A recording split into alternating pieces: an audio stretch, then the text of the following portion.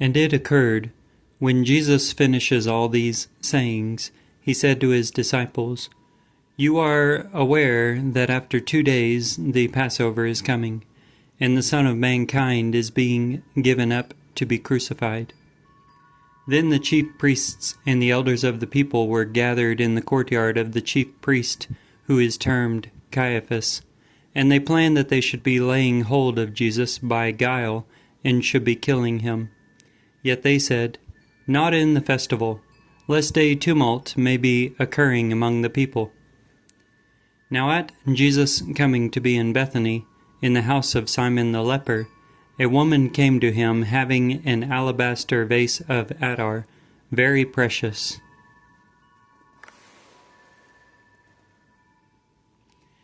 And she pours it down on his head at his lying back at table. Now perceiving it, his disciples resent it, saying, "Why this destruction? For this could be disposed of for much and given to the poor." Now knowing it, Jesus said to them, "Why are you affording the woman weariness? For she works an ideal work for me. For you always have the poor with you, yet me you have not always. For she, spraying this attar on my body, does it for my burial. Verily I am saying to you, wheresoever this evangel may be heralded in the whole world, that also which she does shall be spoken of for a memorial of her." Then one of the 12, who is termed Judas Iscariot, having gone to the chief priests, said, "What are you willing to give me, and I will be giving him up to you?" Now they weigh for him 30 pieces of silver, and thenceforth he sought an opportunity that he may be giving him up. Now on the first day of unleavened bread, the disciples came to Jesus, saying to him, "Where are you wanting we should be making ready for you to be eating the Passover?" Now he said, "Go into the city to so-and-so, and say to him, the teacher is saying, my appointed time is near. With you am I holding the Passover with my disciples." And the disciples do as Jesus arranges with them, and they make ready the Passover.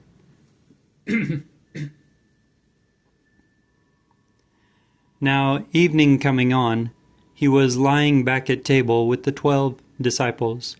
And at their eating, he said, "Verily I am saying to you that one of you shall be giving me up." And sorrowing tremendously, each one of them begins to be saying to him, "It is not I, Lord."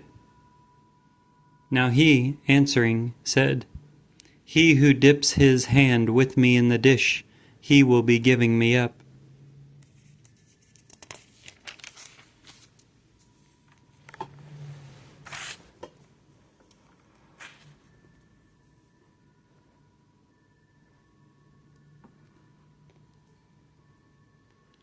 The Son of Mankind is indeed going away, according as it is written concerning him.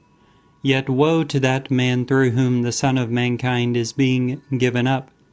Ideal word for him, if that man were not born. Now answering, Judas, who is giving him up, said, "It is not I, Rabbi." Jesus is saying to him, "You say it." Now at their eating, Jesus, taking the bread and blessing, breaks it, and giving to the disciples, said, "Take, eat. This is my body." And taking the cup and giving thanks, he gives it to them, saying, "Drink of it all, for this is my blood of the new covenant, that is shed for many for the pardon of sins. Now I am saying to you that under no circumstances may I be drinking henceforth of this, the product of the grapevine, till that day whenever I may be drinking it new with you in the kingdom of my Father." And singing a hymn, they came out to the Mount of Olives. Then Jesus is saying to them, "All of you shall be snared in me in this night, for it is written, I shall be smiting the shepherd, and scattered shall be the sheep of the flock. Now after my rousing I shall be preceding you into Galilee.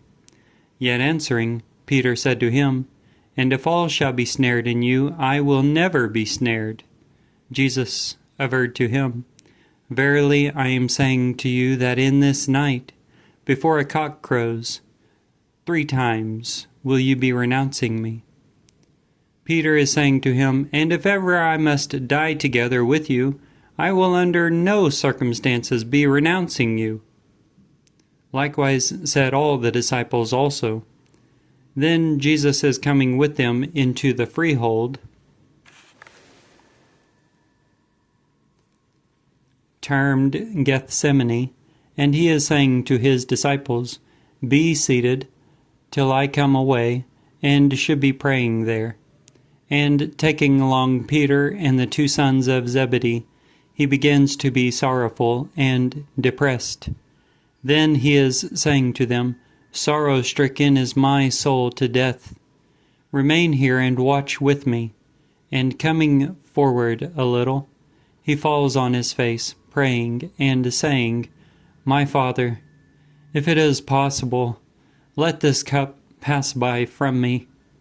However, not as I will, but as you. And he is coming to the disciples and is finding them drowsing. And he is saying to Peter, Is it thus? You are not strong enough to watch 1 hour with me? Watch and pray, lest you may be entering into trial. The spirit indeed is eager, yet the flesh is infirm. Again, coming away a second time, he prays, saying, My Father, if this cannot pass by from me, if I should not drink it, let your will be done. And coming again, he found them drowsing, for their eyes were heavy. And leaving them, again coming away, he prays a 3rd time, saying the same word. Again, then, he is coming to the disciples and is saying to them, Are you drowsing furthermore and resting? For lo, near is the hour, and the Son of Mankind is being given up into the hands of sinners. Rouse! We may be going. Lo! He who is giving me up is near. And at his still speaking, lo, Judas, one of the 12, came, and with him a vast throng with swords and cudgels from the chief priests and elders of the people.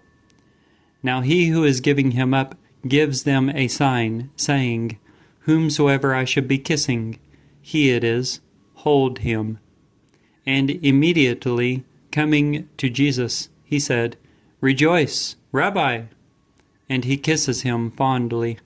Yet Jesus said to him, Comrade, for what are you present?